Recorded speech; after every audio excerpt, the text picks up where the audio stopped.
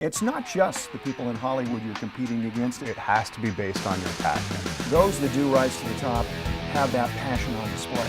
If that passion is based on anything other than your true love of this medium, you're never going to make it.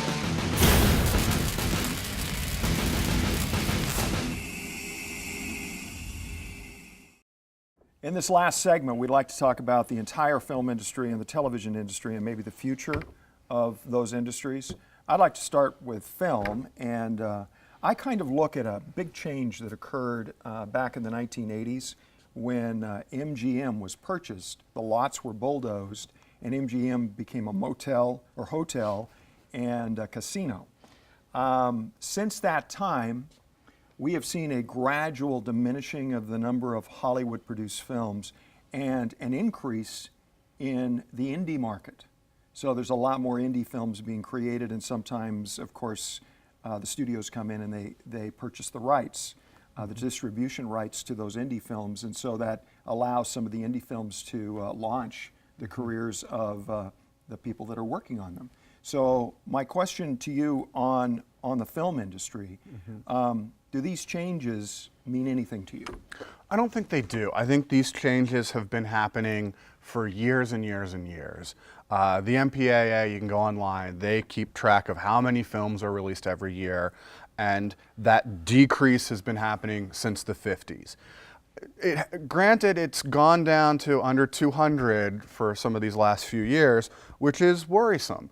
But when those film jobs go away, we are getting more web jobs, we're getting more TV jobs, we're getting more industrial and corporate jobs as everyone wants to have video content.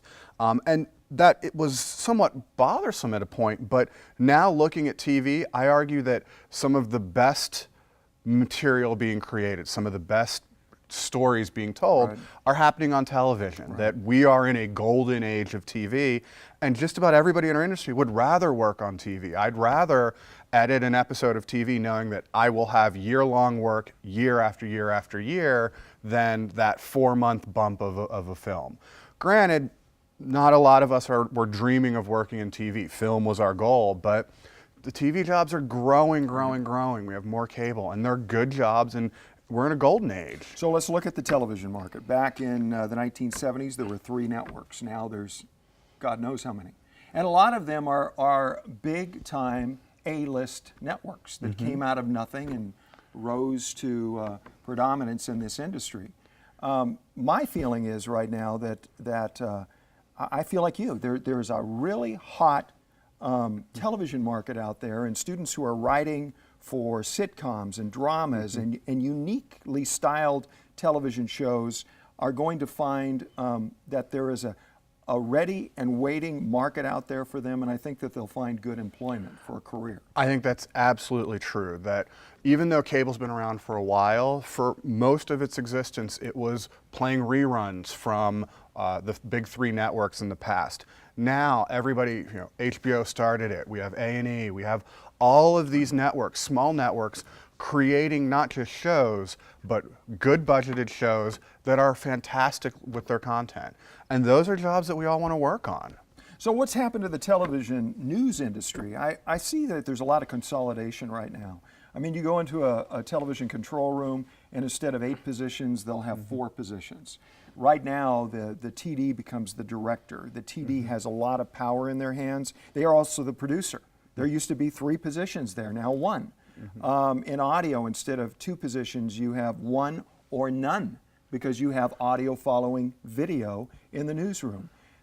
In the field, if you're looking at photogs, there's so few photogs now compared to what there was maybe 15 years ago. In fact, reporters are now having to be photogs and are having to edit their own stuff. So it would seem that if you're aiming for television news, yeah, you can get there. But don't look for it to be this wide open market which is begging for you to work in a television studio. I think I'm going to even be more harsh than you. If your dream has always been to work in television news, please go after it. But we are at the death of journalism, not just in television, but print. Newspapers are dying out. A lot of those newspaper reporters are looking to broadcast. but the broadcast is dying out for a lot of the same reasons we said. Technically, you don't need the same number of people to run a master control room and a switcher today that you needed 3 or 4 years ago. Ditto with on set.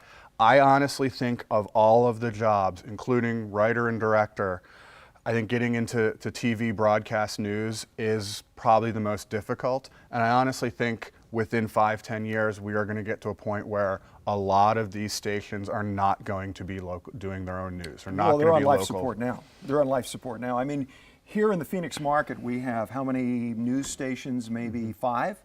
And of those 5, they're all on life support. So there's somebody else that is funding the operation here in the Phoenix market. I think that consolidation is going to continue. I think you're going to go where right now there might be 3 or 4 markets in Arizona. You have Phoenix, Tucson, some of the stuff in northern Arizona. It's all going to become Phoenix. Everybody in Arizona, even in Tucson, is going to get Phoenix news.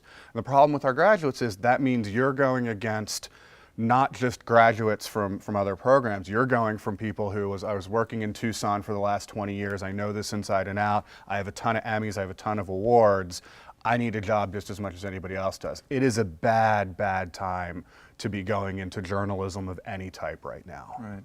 Well, I agree, and I think that when I sat down yesterday with the Journalism Council, because we were talking curriculum, the one thing that I noticed yesterday, and I've noticed every time I sat down with them, is a difficulty in repositioning themselves, remarketing themselves.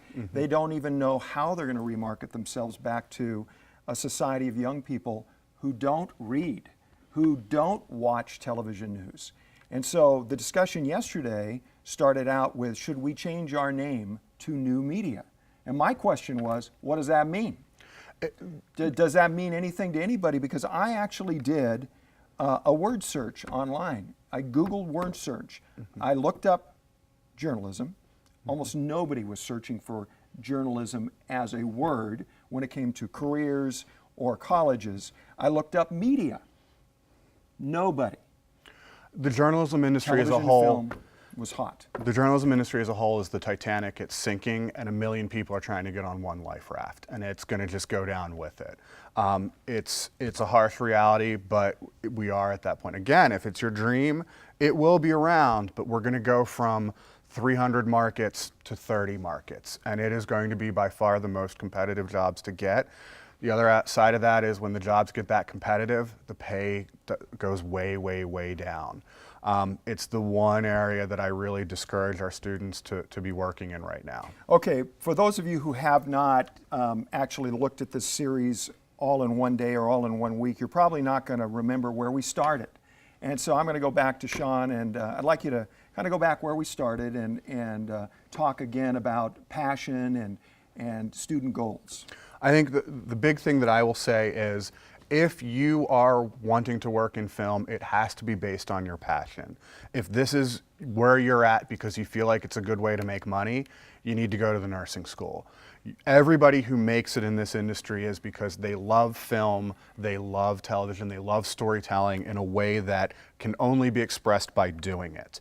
And that is the passion that will bring you success, because we are close enough to LA, many of our students are going to LA, that we are going to be competing against the best of the best, not just in the state, not just in the country, but around the entire world. If you are good at what you do, you will get a job. The cream will rise to the top. But if that passion is based on anything other than your true love of this medium, you're never going to make it. We know who's going to make it and who isn't going to make it. When we actually look at the students and we get to know them over the course of 9 months or a year and a half, 2 years, we start to see who is going to rise to the top, because those that do rise to the top have that passion on display. They're constantly wanting to create product. They constantly want to improve themselves. The ones that we know are going to drop off aren't putting in the effort. It's not just the people in Hollywood you're competing against. It's not just the college students all over this nation you're competing against. You are competing against third world countries, countries that are now starting to move into technology that they never had available to them before. So if you don't put in the effort, if you don't have the passion, you probably won't work in this industry. I'll argue when I'm looking to hire assistant editors, and I think when I talk to people who are looking to hire our graduates, the one word that I always hear is we want someone who's hungry. We want someone who wants this so much that they're going to give their best. And early on in your career, it's hard to convert that hunger into a paycheck. But know that our graduates, although they don't necessarily make as much money as other fields right out of school, 10 years out of school, 20 years out of school, are doing incredibly well. But it is that passion that gets them through the lean times. Well said.